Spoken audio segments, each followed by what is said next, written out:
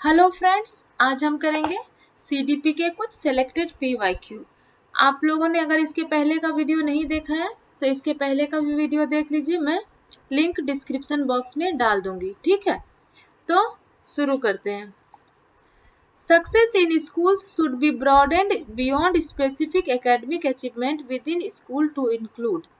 School में सफलता के पैमाने को विशिष्ट अकादमिक उपलब्धि तक सीमित न रखकर व्यापक होना चाहिए। ऐसा किस प्रकार किया जा सकता है? मतलब कहने का मतलब है कि स्कूल में जो है सिर्फ एकेडमिक अचीवमेंट पे नहीं ध्यान देना है, बल्कि हर तरह का अचीवमेंट। बच्चा सिर्फ पढ़ाई में तेज ना हो, बल्कि बच्चा क्या हो, खेलने में तेज हो, म्यूजिक में तेज हो, डांस में तेज हो। मतलब उसका सर्वांगीण विकास हो, मतलब उसका फिजिकल, कॉग्निटिव, सोशल और इमोशनल हर तरह से उसका डेवलपमेंट हो। कॉग्निटिव का मतलब होता है, यही हुआ कॉग्निटिव, जो हुआ यही हुआ मेंटल डेवलपमेंट। ठीक है, कॉग्निटिव दिमाग का जो विकास होगा उसी को कहते हैं कॉग्निटिव डेवलपमेंट। तो बच्चा जो है वो पढ़ने में भी तेज हो, खेल कूद में भी तेज हो, वो मिलजुल कर भी रहना सीखे, ग्रुप में रहना सीखे, और इमोशनली भी उसका डेवलपमेंट हो। अगर बच्चा इमोशनली डेवलपमेंट नहीं होगा, हर बात पे चिड़चिड़ा की तरह करेगा, इमोशन उसका कंट्रोल में नहीं होगा, तो क्या वो पढ़ाई कर पाएगा? नहीं कर पाएगा। इसलिए बच्चे का क्या है, फिजिकल, कॉग्निटिव, सोशल और इमोशनल हर तरह से डेवलपमेंट करना है। तो क्या है, सिर्फ एकेडमिक अचीवमेंट ना करके उसका हर तरह का अचीवमेंट करना है। उसके अचीवमेंट को जो है ब्रॉडेंड करना है, व्यापक करना है, व्यापक। केवल विशिष्ट अकादमिक उपलब्धि तक सीमित न रखकर क्या करना है, व्यापक करना है। सिर्फ पढ़ाई में तेज नहीं करना है, बल्कि उसको क्या करना है, हर तरह से तेज बनाना है। हर चीज में उसको उसका सर्वांगीण विकास करना है, उसको ऑलराउंडर बनाना है। तो इसके लिए क्या करना पड़ेगा? Training given by coaching institution. Coaching institution से ट्रेनिंग लेने के लिए कभी नहीं कहना चाहिए, क्योंकि पेडागोजी के अनुसार क्या है कि हर चीज टीचर को ही करना है। सारा चीज उसको, पढ़ाई लिखाई खिलाई, उसको जो भी कराना है सब किसको कराना है, टीचर को ही कराना है। सारा काम टीचर को कराना। उसको प्राइवेट ट्यूशन लेने के लिए अगर कहेंगे आप, तो आपका 1 नंबर कट जाएगा। Development of socio emotional capacities as an important part of education. उसका जो है सोशियो इमोशनल, इसका भी उसका डेवलपमेंट करना है। सामाजिक संवेगिक क्षमताओं का विकास करके, जो शिक्षा का एक अहम अंग है। मतलब किताब कॉपी से तो उसको पढ़ाना ही है, उसको उसका सोशल और इमोशनल डेवलपमेंट भी करना है। सोशल और इमोशनल डेवलपमेंट भी करना है। ठीक है, ये एक सही बात है। Extra test which can be done at home. Home में उसको घर में जाके टेस्ट नहीं कराना है, सारा कुछ उसको स्कूल में ही कराना है। ठीक है, ना उसको प्राइवेट ट्यूशन लेने के लिए करना है, ना कोचिंग लेने के लिए करना है, ना उसको घर में होमवर्क करने के लिए करना है। सब कुछ किसको करना है, स्कूल के टीचर को ही करना है। Constant focus only on areas where a child is weak. केवल जिस एरिया में चाइल्ड वीक है, अगर आप उस पर ध्यान देंगे तो क्या होगा। मान लो कोई बच्चा खेलने में कमजोर है, बस अब आप उसको खेलने में ही ठीक करा रहे हैं, तो क्या होगा, वो क्योंकि खेल में तो वो पहले से ही ठीक नहीं है, उसके पीछे मेहनत करेंगे तो वो थोड़ा ठीक ठाक हो जाएगा, लेकिन वो कुछ अचीव तो नहीं कर पाएगा ना, वो अपने लाइफ में कुछ अचीव नहीं कर पाएगा। तो सिर्फ नहीं, ओनली नहीं, जिसमें कमजोर है उसमें नहीं, बल्कि जिसमें कमजोर है उसमें भी उसको हेल्प करके थोड़ा सा उसको ठीक करना, इम्प्रूवमेंट करना है। लेकिन जिसमें वो पहले से अच्छा है, जिसमें उसको पहले से इंटरेस्ट है, उसमें तो उसको और ज्यादा हेल्प करना है, ताकि उस फील्ड में वो कुछ अचीव कर सके। तो इसका करेक्ट आंसर क्या है, उसका सोशल। ये आंसर इसलिए सही है क्योंकि फर्स्ट, थर्ड और फोर्थ गलत है। ठीक है, इसलिए पेडागोजी में चारों ऑप्शन पढ़ने पड़ते हैं। फर्स्ट भी गलत है, थर्ड भी गलत है और फोर्थ भी गलत है। सोशियो इमोशनल कैपेसिटीज, अगर यहाँ पर फिजिकल होता तो वो भी सही होता, लेकिन फर्स्ट भी गलत है, थर्ड भी गलत है और फोर्थ भी गलत है, तो सिर्फ सेकेंड ही सही है, क्योंकि उसका सोशल और इमोशनल डेवलपमेंट करना है। ठीक है, और समझ में आ गई बात? नेक्स्ट क्वेश्चन देखते हैं। एक बार इसके ऑप्शन आप हिंदी में देखिए। अनुशिक्षण संस्थानों द्वारा प्रशिक्षण प्राप्त करके, सामाजिक सांवेगिक क्षमताओं का विकास करके, जो शिक्षा का एक अहम अंग है, उसको सोशल और इमोशनल डेवलपमेंट भी उसका करना है। ठीक है। घर पर की जाने वाली अतिरिक्त कक्षाओं घर पे उसको नहीं करने के लिए कहना है भाई, उसके माँ बाप को परेशान नहीं करना है, सब कुछ आपको ही करना है। सिर्फ उन क्षेत्रों पर ध्यान केंद्रित करके जिसमें बच्ची कमजोर है और जिसमें वो पहले से तेज है उसको छोड़ देना, ये तो और गलत बात है।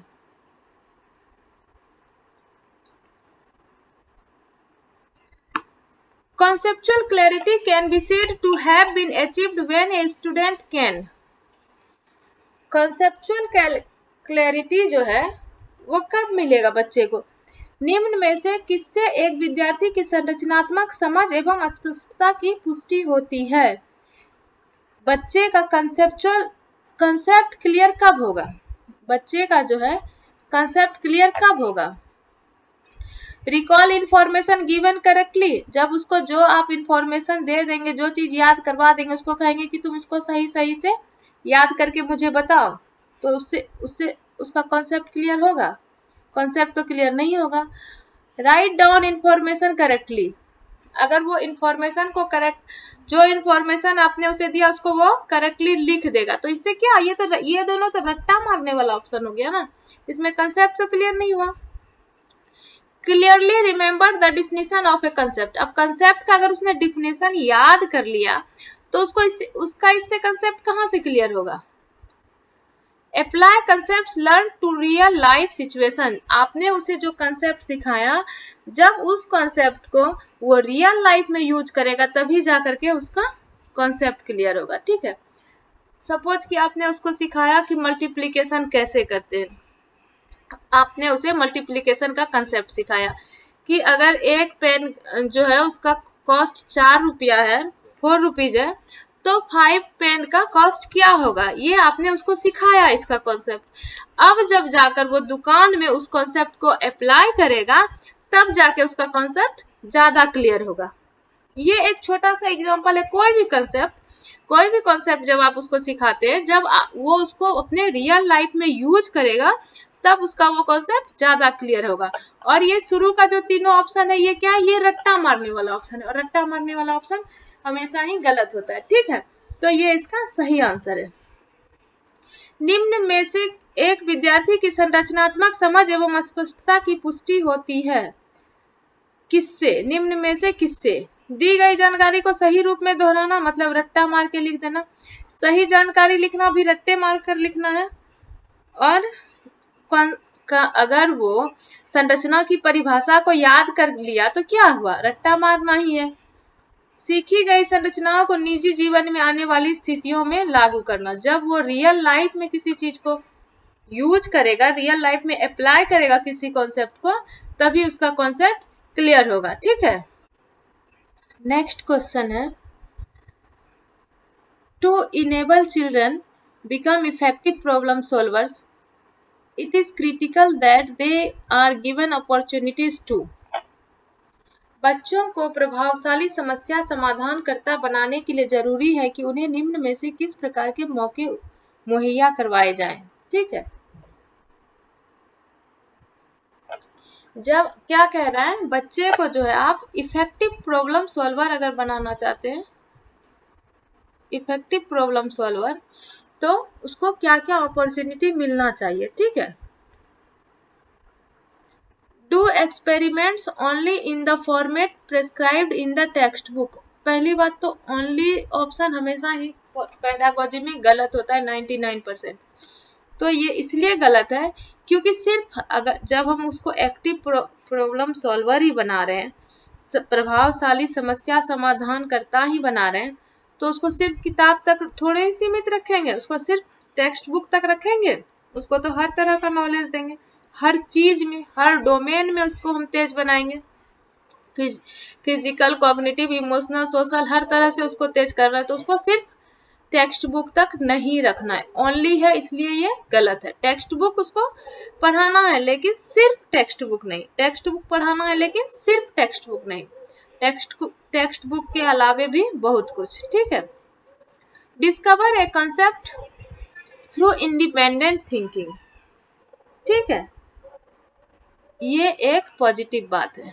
जहां भी बच्चे का इंडिपेंडेंट थिंकिंग आ जाए वो एक अच्छी चीज होती है। स्वतंत्र सोच द्वारा संप्रत्यय की खोज करके, उसको कहेंगे कि तुम किसी भी कॉन्सेप्ट को जो है इंडिपेंडेंट, उसको पहले समझाएंगे कॉन्सेप्ट, लेकिन फिर उसको क्या कहेंगे, उसको खुद से सोचने के लिए कहेंगे, खुद से समझने के लिए। क्योंकि कंस्ट्रक्टिविस्ट जो है वो क्या कहते हैं कि जब बच्चा जो है वो अपने ज्ञान का निर्माण खुद करता है, वो नॉलेज को खुद कंस्ट्रक्ट करता है। जब बच्चा खुद से कॉन्सेप्ट को समझेगा, स्वतंत्र सोच द्वारा संप्रत्यय की खोज करके, discover a concept through independent thinking, जब तक वो इंडिपेंडेंट होके नहीं सोचेगा तब तक वो एक्टिव प्रॉब्लम सॉल्वर्स नहीं बनेगा। तो ये एक पॉजिटिव चीज है। Take extra tuition wherever necessary, extra tuition तो हमेशा एक निगेटिव चीज है। Learn primarily through audio visual aids and smart boards only, इसमें फिर ओनली आ गया, इसलिए ये गलत है। कह रहा है कि ऑडियो विजुअल एड्स और स्मार्ट बोर्ड से सिर्फ सिखाना है, नहीं, क्यों, टेक्स्ट बुक को भी थोड़ी छोड़ना है, सिर्फ टेक्स्ट बुक को से भी नहीं सिखाना है, सिर्फ इससे भी नहीं सिखाना है, सिर्फ जहाँ है ओनली जहाँ है वो ऑप्शन गलत है। ठीक है, और जहाँ भी कोचिंग या ट्यूशन लेने के लिए कहे वो ऑप्शन भी गलत है। तो सही ऑप्शन क्या है, discover a concept through independent thinking. ठीक है, बस पेडागोजी में कुछ चीज को समझ लेना है, सारे क्वेश्चन उसी पे बेस्ड होते हैं। एक्स्ट्रा ट्यूशन गलत है, निगेटिव चीज है। एक्स्ट्रा कोचिंग निगेटिव चीज है। सिर्फ जहां लग जाए, ओनली जहां लग जाए वो एक निगेटिव आंसर है। ओनली टेक्स्ट बुक है तो गलत है, ओनली स्मार्ट बोर्ड और ऑडियो विजुअल है तो गलत है। उसको ओनली में नहीं रखना, उसको हर तरह से सिखाना है। ठीक है, तो सेकेंड इसका सही आंसर है। The errors that children make during the learning process can be, सीखने के दौरान जो बच्चे गलतियां करते हैं, अधिगम की प्रक्रिया के दौरान बच्चे जो त्रुटियां करते हैं। Use to ascertain their current ability and intelligence, इससे उनके करेंट एबिलिटी और इंटेलिजेंस का पता चलता है। ये एक सही चीज है। जब बच्चे गलतियां करेंगे तो पता चलता है कि बच्चे अभी कहाँ तक जानते हैं और कहाँ तक नहीं जानते, क्या उन्हें पता है और क्या नहीं पता है। जब हमें पता, बच्चे गलतियां करेंगे तभी तो टीचर को पता चलेगा ना कि बच्चे को क्या पता और क्या नहीं पता, उसी के अकॉर्डिंग टीचर पढ़ाएंगे। लेकिन हमें अब देखना है कि कोई ऑप्शन इससे बेटर है या नहीं, क्योंकि पेडागोजी में ऐसा नहीं है कि सारे एक को छोड़ के 3 ऑप्शन गलत होता है, ऐसा नहीं है। उसमें 2 ऑप्शन भी सही हो सकते हैं, 3 ऑप्शन भी सही हो सकते हैं, 4 के 4 ऑप्शन भी सही हो सकते हैं, लेकिन उसमें से जो बेस्ट होगा उसी को चूज करना है। चारों में जो सबसे सही आंसर होगा उसी को चूज करना होता है। तो हम देखते हैं कि इससे बेटर ऑप्शन है या नहीं। Rectified immediately without feedback so that they are not repeated, बच्चे को फीडबैक नहीं देना है कि क्यों गलती हुआ, कैसे हुआ, नहीं हुआ, उसको समझाना नहीं, उसको तुरंत सुधार देना है, ऐसा नहीं करना है। उन्हें बिना प्रतिपुष्टि के तुरंत सुधार देना चाहिए ताकि वे दोहराई नहीं जाए। अगर आप तुरंत ऐसा करेंगे तो आगे से बच्चे करेंगे ही नहीं, और जब तक बच्चे गलती करेंगे नहीं तब तक बच्चे सीखेंगे नहीं। Seen as normal and acceptable part of cognitive development, उन्हें संज्ञानात्मक प्रक्रिया का सहज एवं स्वीकृत हिस्सा समझना चाहिए। ये ऑप्शन जो है ये फर्स्ट ऑप्शन से बेटर ऑप्शन है। ठीक है, ये फर्स्ट ऑप्शन, अगर ये ऑप्शन नहीं होता हमारे पास थर्ड ऑप्शन, तो फर्स्ट ऑप्शन हमारा आंसर होता, लेकिन थर्ड ऑप्शन जो है वो फर्स्ट ऑप्शन से बेटर ऑप्शन है, तो हमें बेटर को चूज करना है। A distraction in the learning process and should be minimised quickly, ये कह रहा है कि वह अधिगम प्रक्रिया से ध्यान हटाते हैं इसलिए उन्हें तुरंत कम करने की कोशिश करनी चाहिए, ऐसा नहीं है। एरर्स जो है, एरर्स क्या है, पार्ट ऑफ लर्निंग। जब तक बच्चे गलतियां करेंगे नहीं तब तक बच्चे सीखेंगे नहीं। ठीक है, seen as normal and acceptable part of cognitive development, इसको नॉर्मल लेना चाहिए और acceptable part of cognitive development. जब बच्चे गलतियां करेंगे तभी बच्चे सीखेंगे, उन्हें संज्ञानात्मक प्रक्रिया का सहज एवं स्वीकृत हिस्सा समझना चाहिए, यही इसका राइट आंसर है। अगर ये थर्ड वाला ऑप्शन नहीं होता तब फर्स्ट वाला ऑप्शन हमारा आंसर होता। ठीक है, नेक्स्ट देखते हैं। नेक्स्ट है, what is the role of children's emotions in learning? Emotion का क्या रोल है? बच्चों के संवेगों की अधिगम में क्या भूमिका है? तो संवेग, इमोशन जो है और लर्निंग ये एक दूसरे से रिलेटेड है, एक दूसरे पे डिपेंड है। अगर आप बच्चे का इमोशन सही है तो बच्चे की लर्निंग भी अच्छी होगी।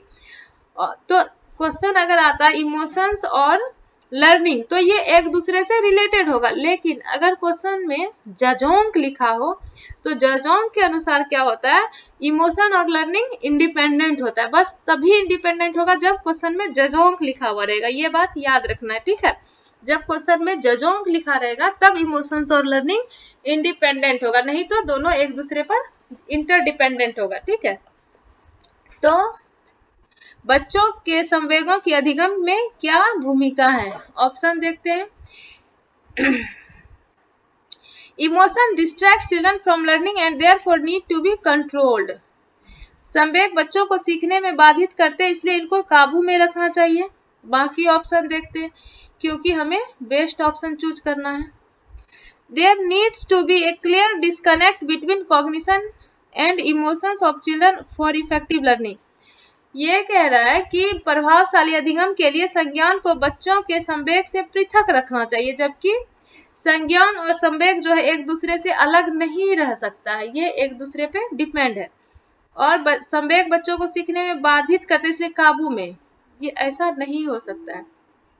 क्योंकि बच्चा जो है अगर वो कोई कंप्यूटर रोबोट नहीं है, ठीक है, वो रोबोट नहीं है, वो इंसान है, बच्चा है, तो इमोशन तो उसके अंदर में रहेगा ही, इमोशन तो होगा ही बच्चे के अंदर में। ऐसा तो हो नहीं सकता कि वो रोबोट है उसके अंदर से जो इमोशन वाला चिप है उसको हटा देंगे, ऐसा तो नहीं है ना। बच्चा तो इंसान है तो इमोशन तो उसके अंदर होगा ही। Emotions give meaning to learning experience and need to be integrated with in learning process. ये एक सही चीज है। संवेग सीखने की प्रक्रिया को अर्थपूर्ण बनाते तथा उन्हें सीखने की प्रक्रिया में एकीकृत रूप में सम्मिलित करना चाहिए। ये कह क्या रहा है? ये कह रहा है कि संवेग जो है वो जरूरी है, लेकिन ये आप पे मतलब टीचर पे डिपेंड करता है कि आप उसके इमोशन को कैसे ये करेंगे, जो कि मतलब उसको खुश रखना है, उसको एक्साइटेड करना है, उसको मोटिवेट करना है ताकि वो अच्छे से लर्निंग करे। Emotions give meaning to learning. Emotion जो है वो लर्निंग को मीनिंग देते हैं। Experience and need to be integrated with in learning process, तो और इसको क्या है, लर्निंग प्रोसेस के साथ इंटीग्रेटेड करना है, जोड़ कर रखना है, ठीक है। तो संवेग को लर्निंग के साथ जोड़ के रखना है, यही ऑप्शन इसका सही ऑप्शन है। Emotions make learning process messy and unpredictable, ये गलत बात है। वो लर्निंग को मेसी और अनप्रेडिक्टेबल बना देते हैं इमोशन, ये गलत बात है। इमोशन और लर्निंग क्या है, एक दूसरे पे डिपेंड है। अगर आपका इमोशन अच्छा है तो लर्निंग अच्छी होगी। इमोशन अगर आपका सही नहीं, आप गुस्से में है, डर में, अगर बच्चे को खूब डरा के रखा जाए, उसको बहुत ज्यादा डरा के रखा जाए तो उसकी लर्निंग अच्छी नहीं होगी, ठीक है। बच्चा जब खुश रहेगा, जब आप उसको खेल खेल में पढ़ाएंगे, उसको खुश रख के पढ़ाएंगे, उस तो बच्चे की लर्निंग ज्यादा अच्छी होगी, ठीक है। नेक्स्ट क्वेश्चन देखते हैं। Children can be encouraged to become intrinsically motivated learners by. क्या कह रहा है, बच्चों को आंतरिक रूप से अभिप्रेरित अधिगमकर्ता बनने के लिए किस तरह प्रोत्साहित किया जा सकता है? दो तरह का मोटिवेशन होता है, एक होता है इंट्रिंसिक और एक होता है एक्सट्रिंसिक, ठीक है, आंतरिक और बाह्य। तो अच्छी लर्निंग जो होती है उसके लिए कौन सा मोटिवेशन जरूरी होता है? इंट्रिंसिक, क्योंकि जब बच्चा आंतरिक रूप से मोटिवेटेड होगा तो उसकी लर्निंग ज्यादा अच्छी होगी, और जब मोटिवेशन का रीजन जब बाहर होगा तो उसकी लर्निंग उतनी अच्छी नहीं होगी, क्योंकि आप उसको जब तक बाहरी मोटिवेशन मिलेगा वो पढ़ेगा, बाहरी मोटिवेशन नहीं मिलेगा वो छोड़ देगा। लेकिन जो कहते हैं ना लंबी रेस का घोड़ा, वो वही बनेगा जिसके अंदर आंतरिक इंट्रिंसिकली जो मोटिवेटेड है, जिसको अंदर से खुद से पढ़ने की इच्छा है, वही बच्चा आगे चलकर अच्छे से सक्सेस हो पाएगा। और जिसको जबरदस्ती मार पीट कर डरा धमका के पढ़ा रहे हैं तो वो क्या होगा, जब तक आप मारेंगे पीटेंगे पढ़ेगा, फिर खत्म, मारेंगे पीटेंगे पढ़ेगा, फिर खत्म। तो क्या होता है, इंट्रिंसिकली मोटिवेटेड जो बच्चा होता है वही अच्छा लर्नर बन पाता है। गिविंग रिवार्ड्स, तो क्या कह रहा है कि इंट्रिंसिक मोटिवेट बढ़े, बना रहे, इसके लिए क्या करना चाहिए, ठीक है। आंतरिक रूप से अभिप्रेरित अधिगमकर्ता बनने के लिए कैसे उसको प्रोत्साहित करेंगे, जो कि बच्चा इंट्रिंसिकली मोटिवेटेड हो, आंतरिक रूप से अभिप्रेरित हो। Giving rewards for encouragement, reward जो है ना, रिवार्ड देना ये एक बाहरी मोटिवेशन का काम करता है। बाह्य मोटिवेशन, एक्सट्रिंसिक मोटिवेशन, जब तक आप बच्चे को रिवार्ड देंगे तब तक वो पढ़ाई करेगा। जिस दिन रिवार्ड देना बंद कर देंगे बच्चे का पढ़ाई से मन खत्म। तो जो रिवार्ड के लिए पढ़ेगा, कि बच्चे को रिवार्ड मिलेगा तो पढ़ेगा, तो वो क्या होगा, इंट्रिंसिकली मोटिवेटेड नहीं होगा, वो एक्सट्रिंसिकली मोटिवेटेड होगा, ठीक है। Punishing them to avoid making mistake, अगर आप उसको पनिश करेंगे तो पनिशमेंट भी क्या है हमारा, पनिशमेंट भी हमारा बाहरी मोटिवेशन है। पनिशमेंट क्या है, बाहरी मोटिवेशन है, और रिवार्ड भी क्या है हमारा, बाहरी मोटिवेशन है, ठीक है। Learning from the mistakes made during learning process without any negative penalty, अधिगम प्रक्रिया के दौरान की गई त्रुटियों से सीखकर बिना किसी नकारात्मक दंड के, डर बिना। जब बच्चा जो है एकदम निश्चित रहेगा कि मुझसे अगर गलती भी हो जाएगी, अगर मैं गलत भी कर दूंगा तो मुझे इसके लिए मार नहीं पड़ने वाली है, तो वो ज्यादा अच्छे से लर्निंग करेगा। अगर उसके अंदर ये डर रहेगा कि अगर मैं इसको बना रहा हूँ, सॉल्व कर रहा हूँ, अगर मुझसे कहीं पर गलती हो गई तो मुझे मार पड़ेगी, तो उसकी लर्निंग अच्छे से नहीं होगी, ठीक है।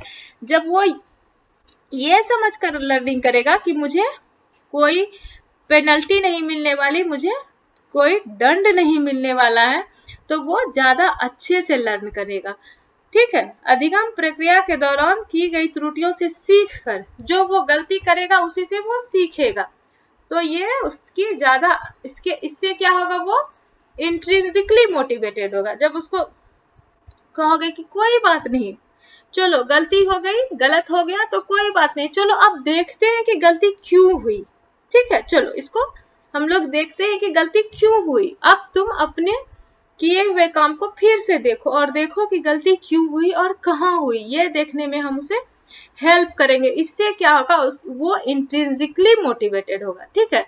रिवार्ड और पनिशमेंट क्या है, ये बाहरी मोटिवेशन है।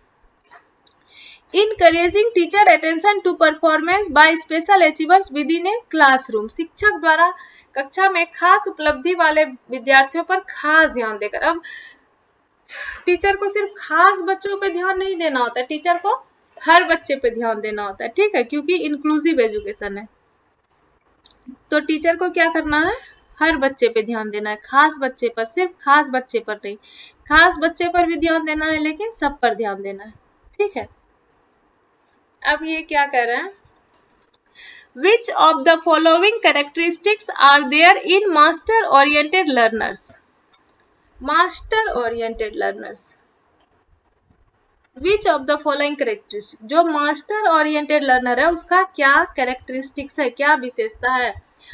निपुणता अनुमुखी विद्यार्थियों में कौन से गुण होते हैं, मास्टर ओरिएंटेड लर्नर्स में क्या गुण है, क्या कैरेक्टरिस्टिक है, ठीक है। ये देखते हैं, low fear of failure, incremental view of ability.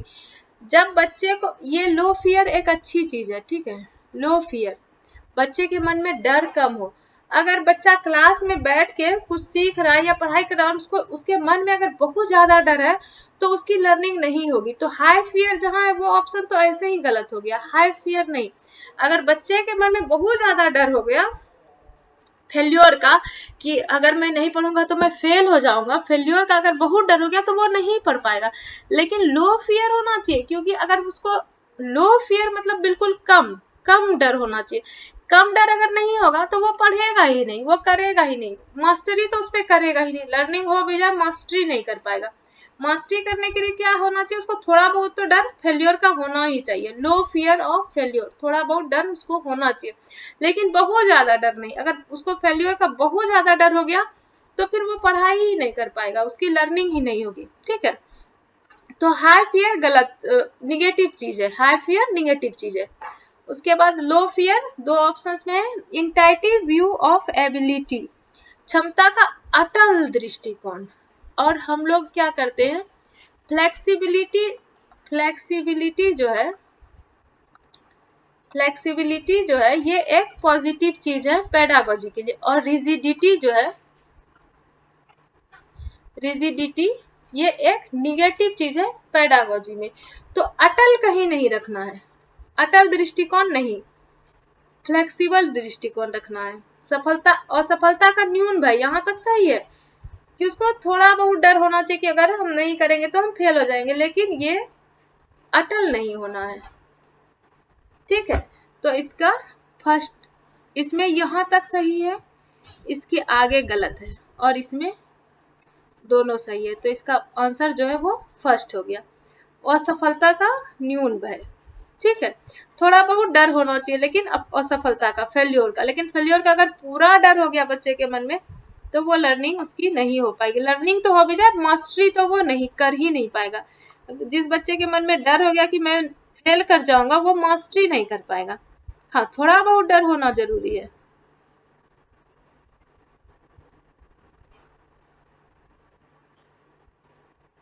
अब है Which of the following is a hindrance in effective problem solving? Effective problem solving, effective problem solving जो है उसमें क्या हिंड्रेंस मतलब बाधा, क्या बाधा है। ठीक है, निम्न में से कौन सी प्रक्रिया प्रभावशाली समस्या समाधान में बाधक है? इफेक्टिव प्रॉब्लम सॉल्विंग में हिंड्रेंस है, देखते हैं।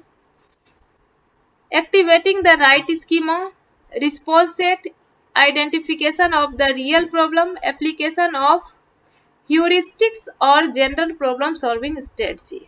तो बाधा पूछ रहा है, तो एप्लीकेशन ऑफ ह्यूरिस्टिक्स और जनरल प्रॉब्लम सॉल्विंग एक अच्छी बात होती है। इसमें जो गलत बात है वही आंसर होगा, क्योंकि बाधा पूछ रहा है ना। तो अन्वेषणात्मक रणनीतियों या समस्या समाधान की सामान्य रणनीतियों का प्रयोग करना, ये तो एक अच्छी बात है। ह्यूरिस्टिक को खोज विधि भी कहा जाता है। ठीक है, ह्यूरिस्टिक मतलब खोज विधि भी होता है, तो वही खोज विधि को थोड़ा ज्यादा अच्छा हिंदी में लिख दिया, अन्वेषणात्मक। ह्यूरिस्टिक मतलब खोजी विधि, तो उसको जो है ह्यूरिस्टिक, प्रॉब्लम सॉल्विंग और जनरल दोनों तरह का उसको यूज करना है, दोनों तरह का स्ट्रेटजी यूज करना है। जो इफेक्टिव प्रॉब्लम सॉल्वर होगा वो क्या करेगा, ह्यूरिस्टिक मेथड भी अपनाएगा और जनरल मेथड भी अपनाएगा, तो ये एक अच्छी बात है। ठीक है, एक्टिवेटिंग राइट स्कीमा, जो उसका दिमाग, स्कीमा क्या होता है, बच्चे के दिमाग में जो इन्फॉर्मेशन होता है उसी को स्कीमा कहते हैं। तो इसको तो एक्टिवेट, जब वो किसी समस्या का समाधान करेगा तो पहले से उसके दिमाग में जो स्कीमा बना हुआ है उसको एक्टिवेट रखेगा, तभी तो वो उसमें नया स्कीमा ऐड करेगा या नया स्कीमा बनाएगा, लेकिन पहले से जो स्कीमा उसको तो एक्टिवेट रखना ही पड़ेगा ना। Identification of the real problem, जो रियल प्रॉब्लम है उसको वो सबसे पहले उसको पहचानेगा, तभी तो जो समस्या रियल प्रॉब्लम है सबसे पहले उसको पहचानेगा। तो फर्स्ट, थर्ड और फोर्थ ये एक पॉजिटिव चीज है, और ये सेकेंड जो है रिस्पॉन्स सेट, यही एक निगेटिव चीज है। तो इसका आंसर सेकेंड हो गया। सही स्कीमा को क्रियाशील करना, जो अभी से उसके दिमाग में जो पहले से स्कीमा बना हुआ है उसको एक्टिव रखना, ये सही बात है। समस्या को पहचानना एक सही बात है, और ह्यूरिस्टिक और जनरल दोनों ही स्ट्रेटजी को अपनाएगा, ये भी एक सही बात है। जब तीन ऑप्शन सही है तो प्रतिक्रिया और नम्यता, रिस्पॉन्स सेट, यही एक इसमें नेगेटिव चीज है। तो इसमें पूछ रहा है बाधक पूछ रहा है, तो यही इसका आंसर हो जाएगा। ठीक है, नेक्स्ट क्वेश्चन देखते हैं।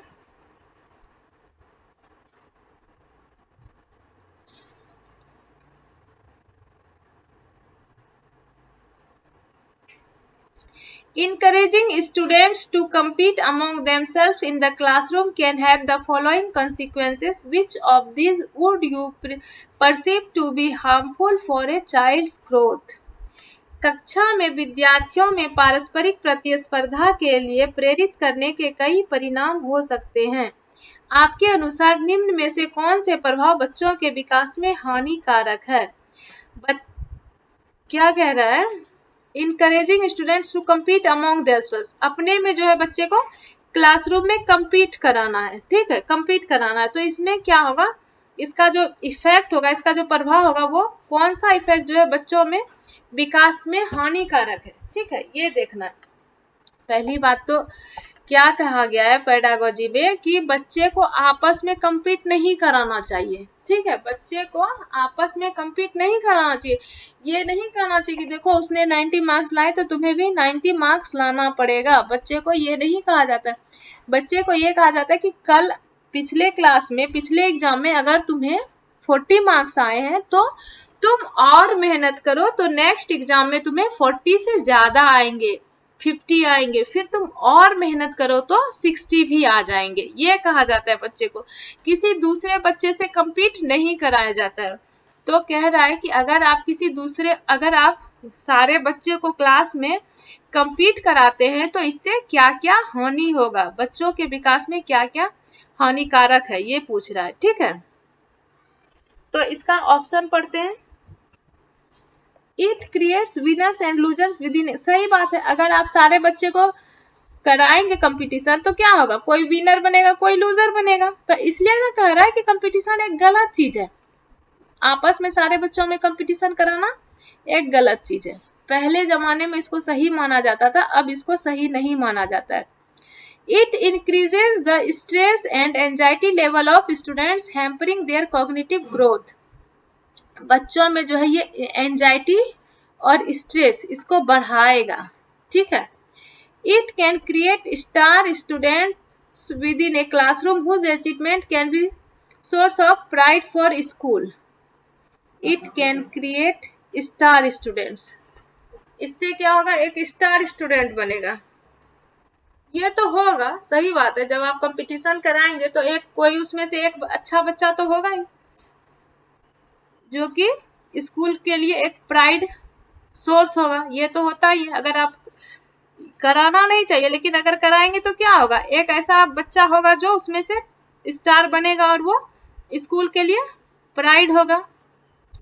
It can prepare students to fit into the competitive market based economics. ये भी होगा, इट कैन प्रिपेयर, ये बच्चे को जो है कंपटीशन के लिए तैयार करेगा, ये भी होगा तो चारों। लेकिन अगर आप कंपटीशन कराएंगे तो चारों चीज होगा, क्या होगा, एक कोई विनर बनेगा, कोई लूजर बनेगा, बच्चे में स्ट्रेस बढ़ेगा, एंजाइटी बढ़ेगा।